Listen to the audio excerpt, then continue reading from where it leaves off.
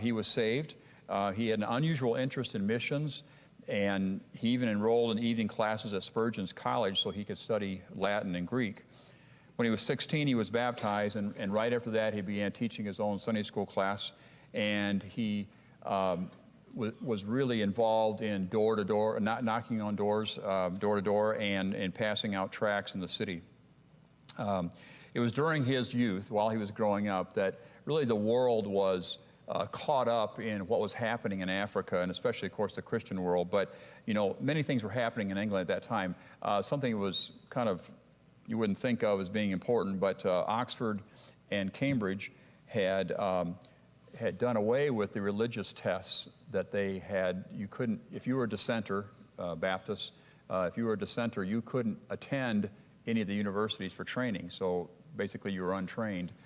There was not that opportunity. Well, Cambridge and Oxford had dropped that religious test, so now Baptists could be educated, and that was one thing that happened. But the Christian world was hearing of Stanley's exploits, traveling to the heart of Africa and what he did there, and then especially David Livingstone's exploits and what he had done in the continent of Africa.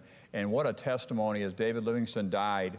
And as you know, he asked for his heart to be buried there, literally his heart to be buried in Africa.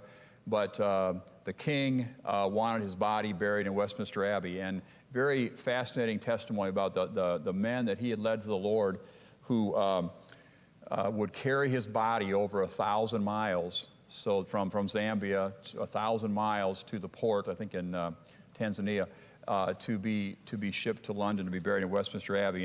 And that testimony had just echoed through the Christian world, and people were excited about Africa because of those testimonies.